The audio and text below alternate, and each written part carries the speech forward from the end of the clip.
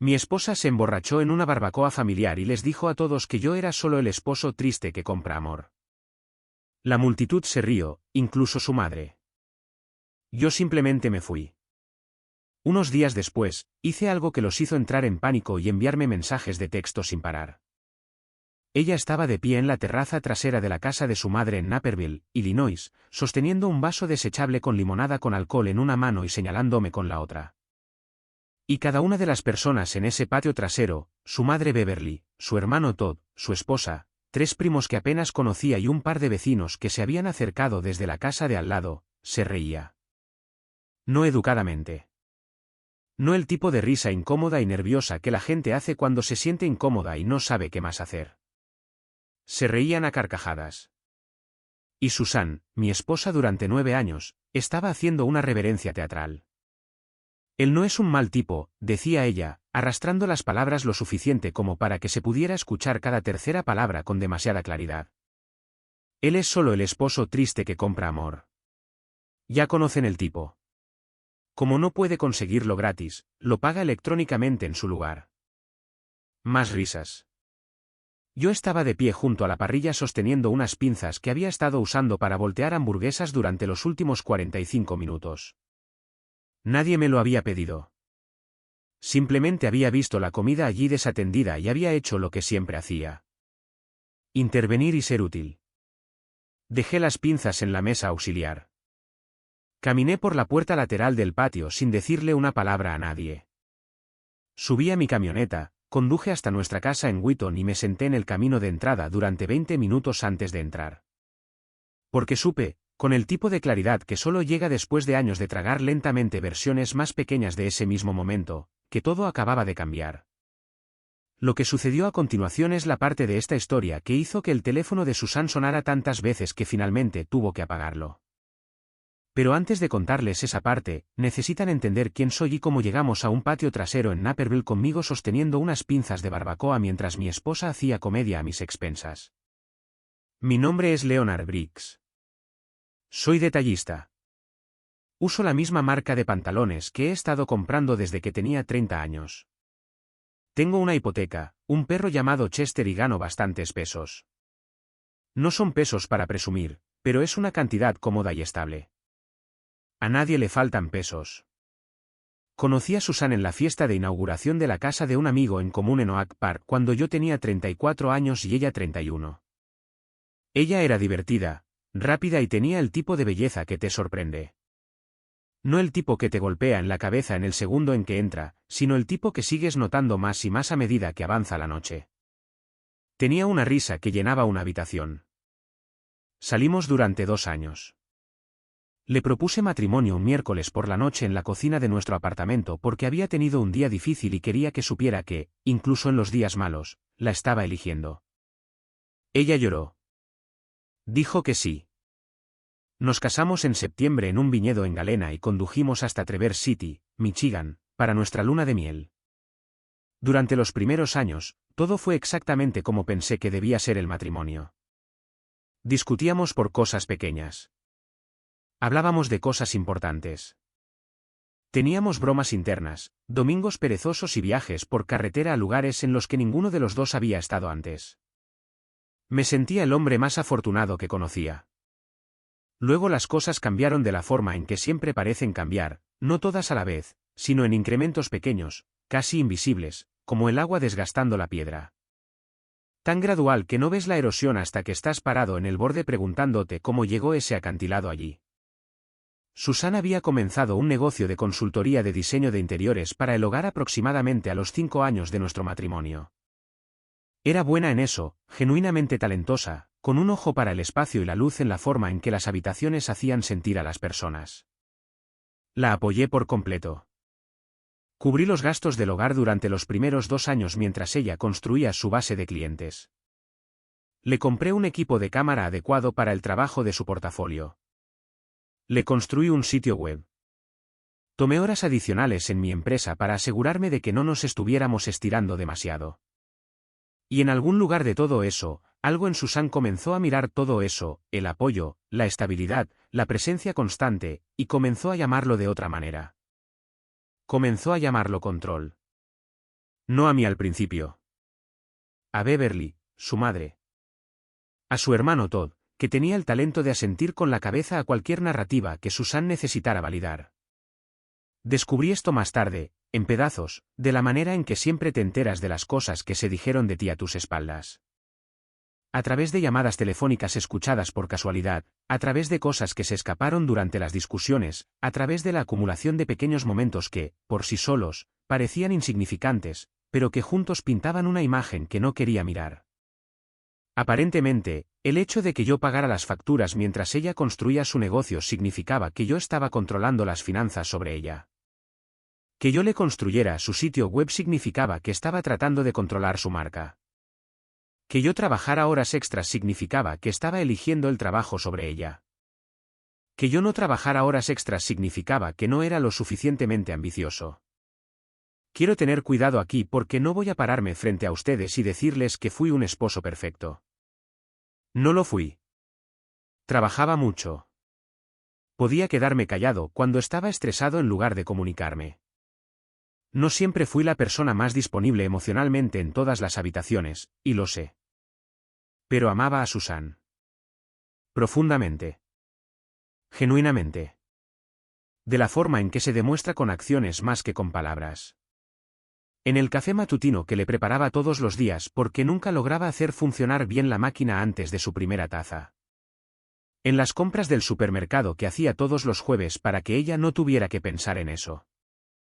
En la cita médica a la que la llevé a las 6 de la mañana cuando estaba asustada y no quería admitirlo.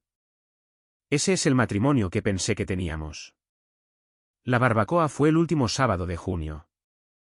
Beverly organizaba su reunión anual de verano todos los años en su casa en West Glen Drive en Naperville, una casa modesta y ordenada con un gran patio trasero que Beverly mantenía maravillosamente. Tenía hortensias bordeando la cerca trasera y una terraza de madera de la que estaba infinitamente orgullosa.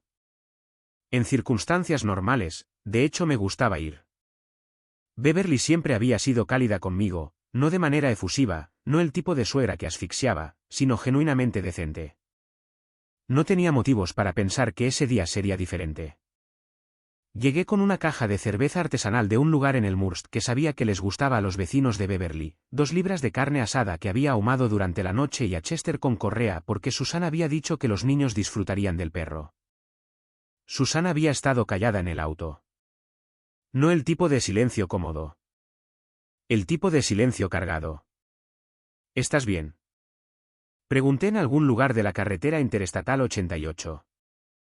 Bien, dijo ella, con la voz que significaba que no lo estaba. A lo largo de los años había aprendido a no presionar cuando ella usaba esa voz.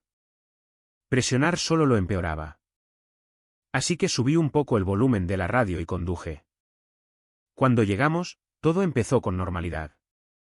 Beverly salió y nos abrazó a los dos.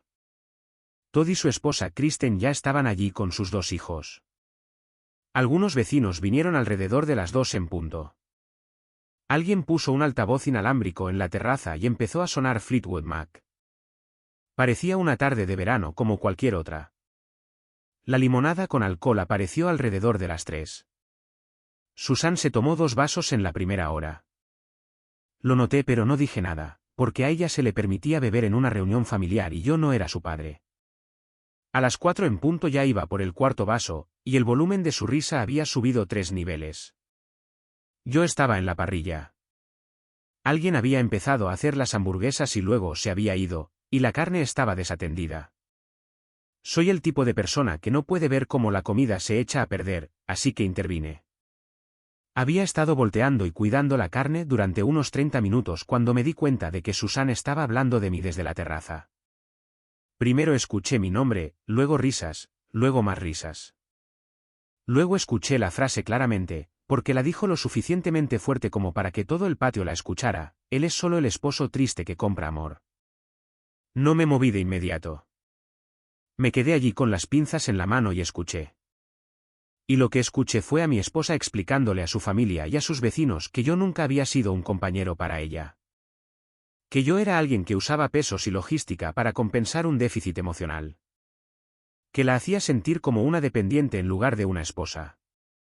Que cada regalo, cada factura pagada, cada cosa que había hecho para quitarle un peso de encima había sido una transacción, no amor. Y las risas seguían llegando. Beverly se rió. Todd se rió. Kristen, que había sido bastante amable conmigo durante 10 años de eventos familiares, se rió. Dejé las pinzas. Caminé por la puerta lateral y me fui. No cerré la puerta de golpe. No llamé a Susan. No hice una escena ni dejé que la puerta mosquitera se cerrara de golpe ni hice ninguna de las cosas que se ven en las películas cuando alguien se va furioso. Simplemente caminé, tranquila y deliberadamente, hacia mi camioneta, me senté en el asiento del conductor y respiré. Chester estaba en el asiento trasero. Apoyó la barbilla en mi hombro y le rasqué la oreja durante un minuto antes de encender el motor. En el camino a casa, Susan me envió 2 mensajes de texto. El primer mensaje decía, ¿a dónde fuiste? El segundo decía, ¿en serio, Leonard? No respondí a ninguno de ellos. Llegó a casa alrededor de las 9 de esa noche. Escuché su llave en la cerradura. Yo estaba en la sala leyendo, o sosteniendo un libro de todos modos. Honestamente, había leído el mismo párrafo 6 veces sin absorber una sola palabra. Simplemente te fuiste, dijo, sin disculparse, sin preocuparse, solo acusadora. Como si yo fuera el que debía una explicación. Lo hice, dije. Eso fue vergonzoso. Te fuiste sin despedirte de nadie. La miré entonces. Realmente la miré. Se había vuelto sobria en las horas transcurridas, pero no parecía arrepentida. Parecía molesta. Susan, le dije en voz baja. Te paraste en el patio trasero de la casa de tu madre y le dijiste a una multitud de personas que yo compro el amor. Lo dijiste lo suficientemente fuerte como para que los vecinos probablemente lo escucharan. Me estaba desahogando. La gente se desahoga. Estás siendo dramático.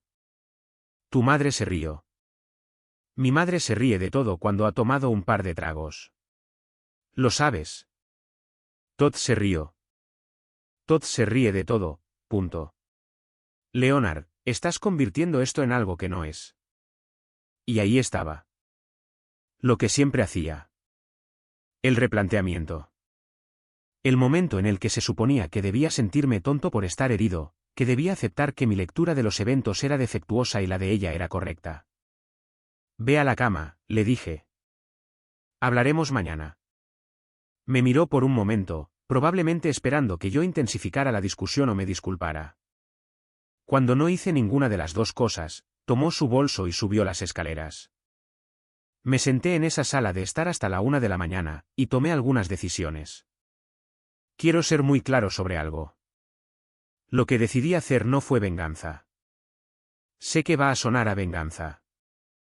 Sé que a Internet le encantan las historias de venganza, y no voy a fingir que no hubo una parte de mí que sintió satisfacción con lo que sucedió a continuación. Pero la pura verdad es que lo que hice no fue para lastimar a Susan. Fue para finalmente ser honesto conmigo mismo sobre en qué se había convertido realmente mi vida y qué estaba dispuesto a seguir aceptando. A la mañana siguiente era domingo. Susan bajó las escaleras, se sirvió café y se movió por la cocina con la energía específica de alguien que ha decidido que la noche anterior en realidad no sucedió. Preguntó si quería huevos. Dije que no. Preguntó qué quería hacer esa tarde. Dije que tenía algunas cosas de las que ocuparme. Me miró, pero no insistió. Llamé a Harlan de Bereaux a las 9 en punto.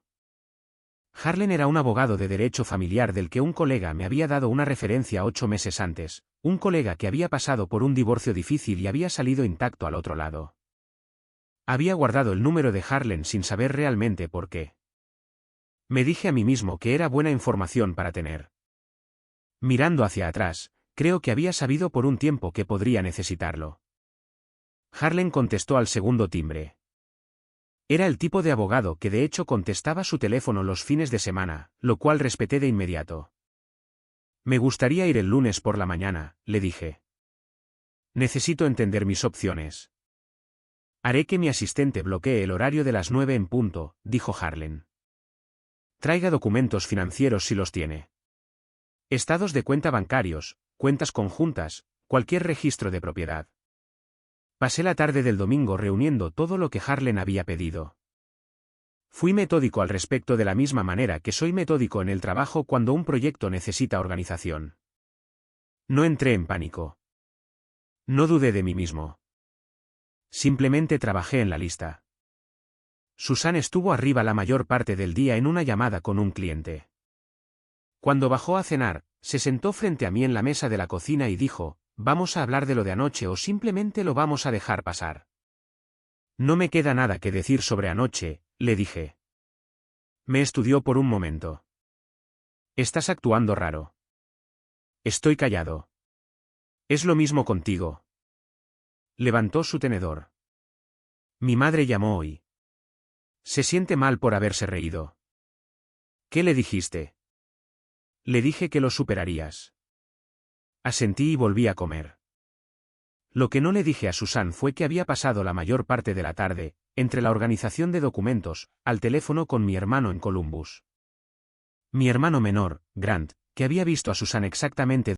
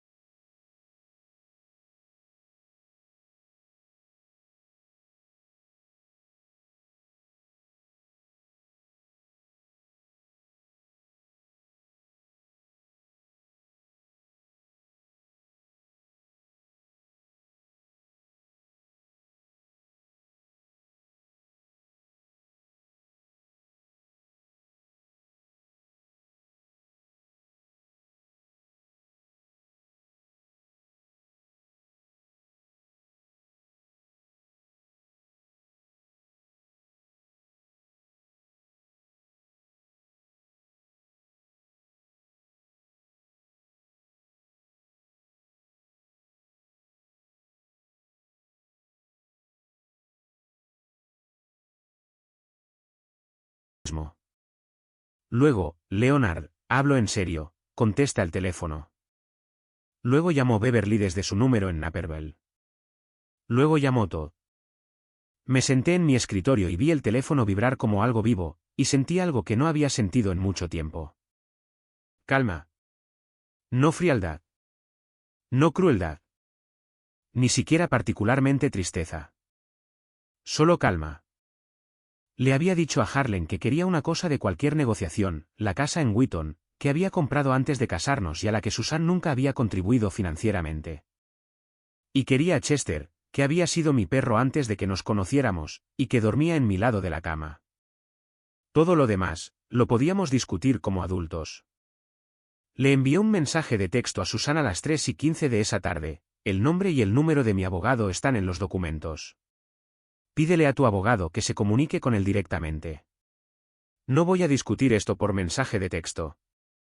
Llamó 4 veces más entre las 3:15 y las 5 en punto. Beverly me envió un mensaje de texto. Leonard, cariño, ¿podemos por favor hablar de esto antes de que las cosas se salgan de control? Todd me envió un mensaje de texto. Hermano, creo que estás exagerando. Ella solo estaba borracha. Todo el mundo dice estupideces cuando bebe. No respondí a ninguno de ellos. Lo que me pareció notable, sentado en mi camioneta en el estacionamiento del edificio de mi oficina a las 5:30 antes de conducir a casa, fue como ninguno de ellos, ni Susan, ni Beverly, ni Todd, había comenzado con una disculpa. No uno solo de esos mensajes de texto o llamadas había comenzado con, siento lo que se dijo en la barbacoa.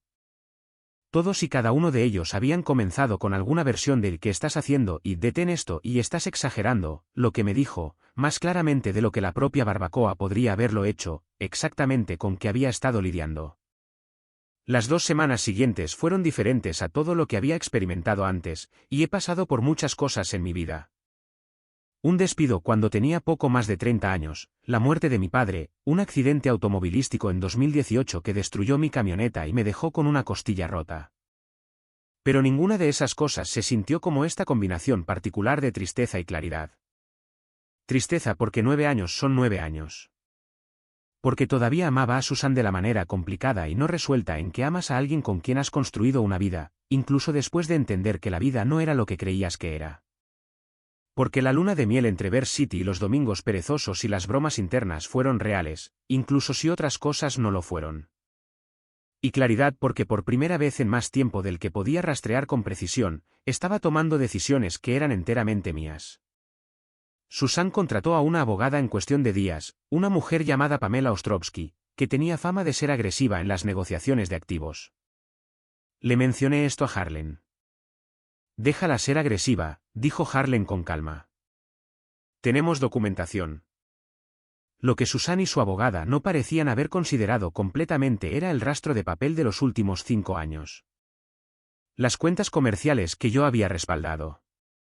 Los préstamos que había cubierto. Los registros financieros que contaban una historia sobre la contribución. La mía. Era mucho más difícil discutir contra eso que contra los sentimientos. Beverly me llamó 3 veces más en esa primera semana. Contesté a la tercera llamada porque respetaba genuinamente a Beverly, y porque pensé que merecía que le contestaran la llamada. Leonard, dijo, te debo una disculpa por reírme. No debí haberme reído, y lo siento. Acepté eso. Le dije que lo apreciaba. ¿Hay alguna manera, dijo, con voz cuidadosa, de que ustedes dos puedan intentar ir a terapia antes de que esto llegue más lejos? Beverly, dije. Sugerí terapia 2 veces en los últimos 3 años.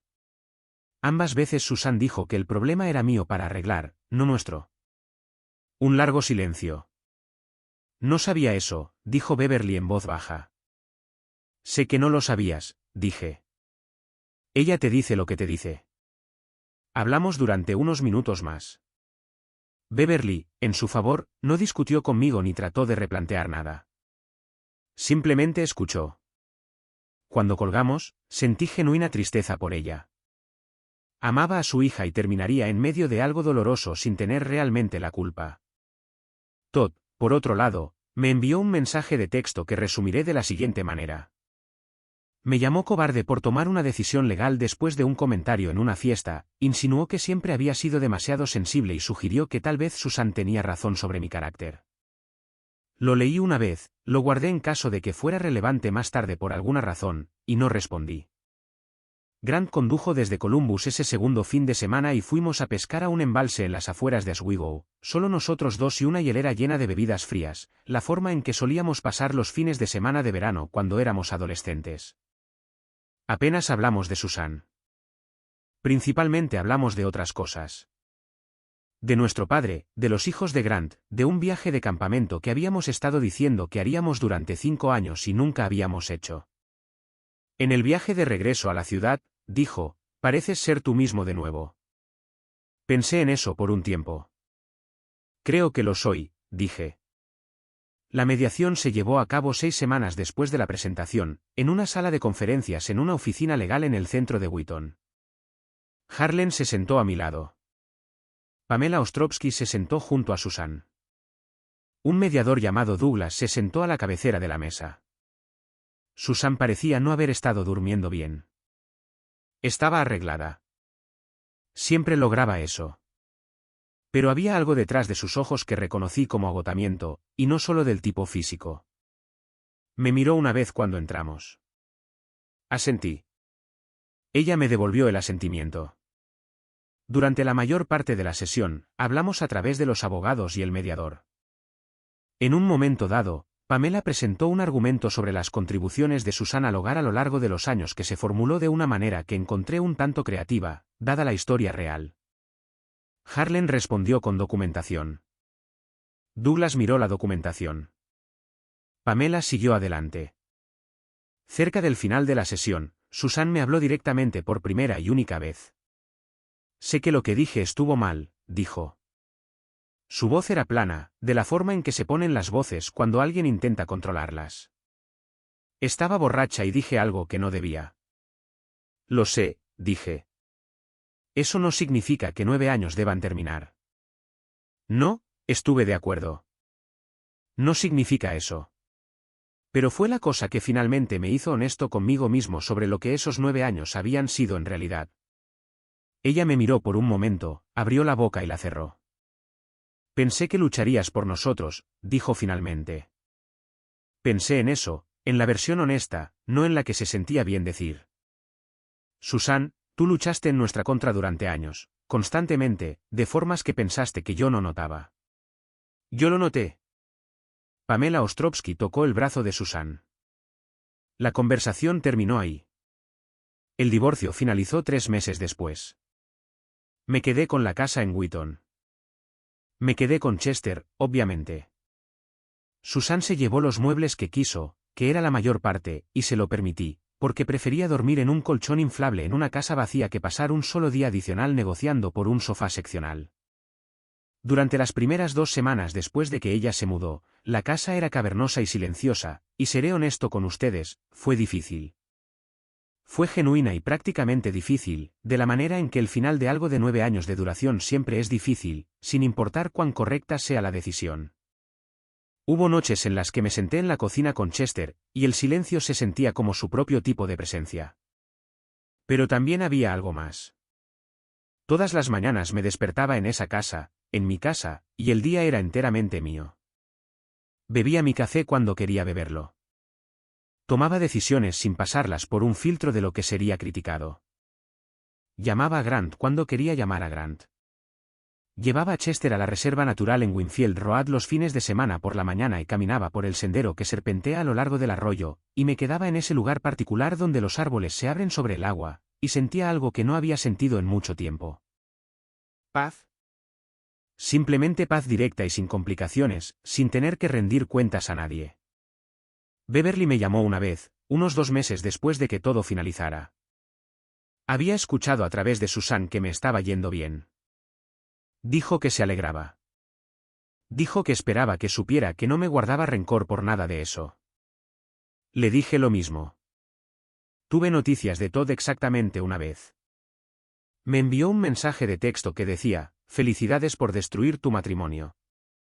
Lo borré y bloqueé su número. Algunas personas quieren ser corteses en su infelicidad, y otras simplemente quieren tener la razón. Ya no tengo espacio en mi vida para el segundo tipo. Susan y yo intercambiamos un puñado de correos electrónicos de logística en los meses posteriores. La última de las cuentas compartidas, un par de correos reenviados. Cada uno fue civilizado. Cada uno fue más corto que el anterior. Eventualmente se detuvieron, y ese fue el final correcto. Quiero decirles algo que creo que importa. Hay una versión de esta historia donde la barbacoa es la villana, donde una tarde de borrachera destruyó un matrimonio y la lección es no dejar que tu esposa beba limonada con alcohol en las reuniones familiares. Pero esa no es la lección. La lección es que la barbacoa no rompió mi matrimonio. Solo hizo que dejara de fingir que el matrimonio era algo que no era. Las cosas que dijo Susan esa tarde, despojadas del humor de la audiencia y de la limonada con alcohol, eran cosas que ella creía. El encuadre, el desprecio, la forma en que redujo 9 años de esfuerzo genuino a comprar amor. Eso no salió de la nada. Surgió de una historia que se había estado contando a sí misma y a todos los que la rodeaban durante años.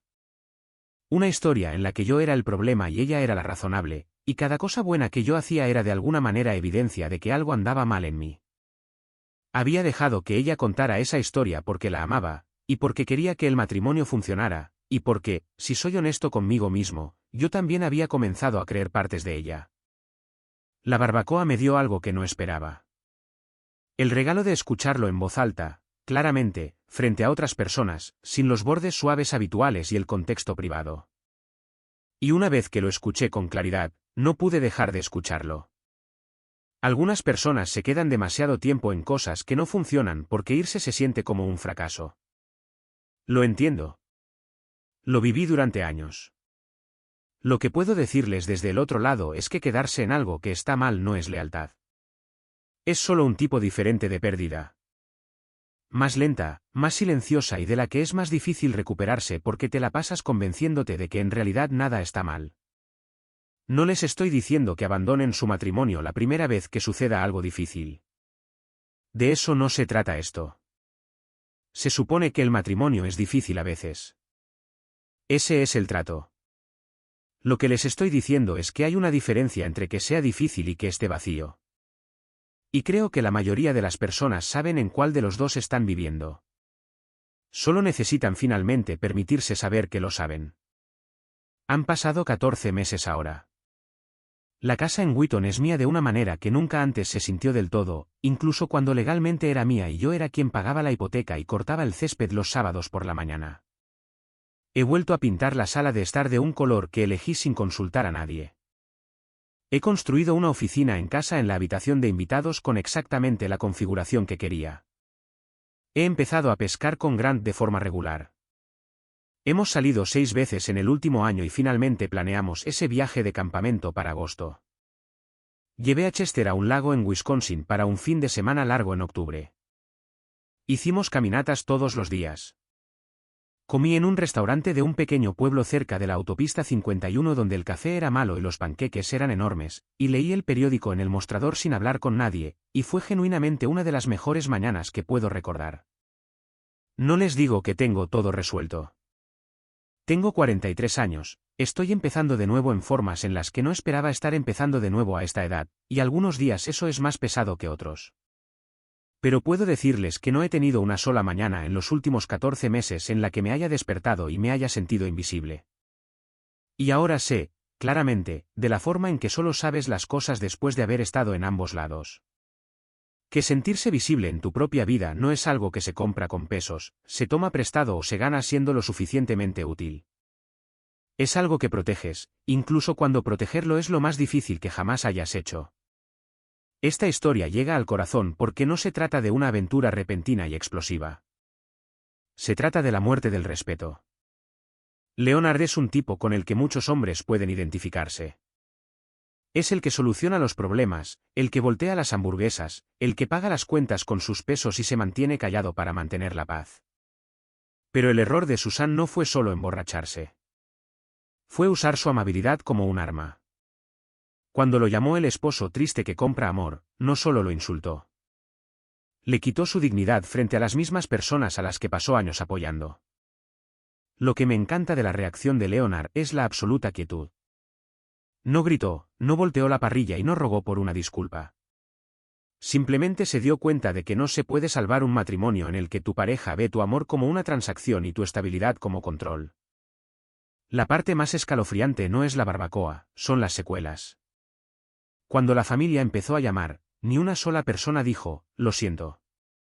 Todos dijeron, estás exagerando. Ese es el momento en que te das cuenta de que no solo estás casado con una persona que no te respeta. Estás rodeado de todo un sistema que espera que sigas tragándote tu orgullo. La victoria de Leonard no fue la casa ni el perro. Fue el silencio en su nueva vida. Cambió un matrimonio vacío por un hogar pacífico. Es un recordatorio poderoso. Ser útil es una virtud, pero ser invisible es una opción que no tienes que tomar. A veces, lo más heroico que puedes hacer es dejar las pinzas y salir por la puerta.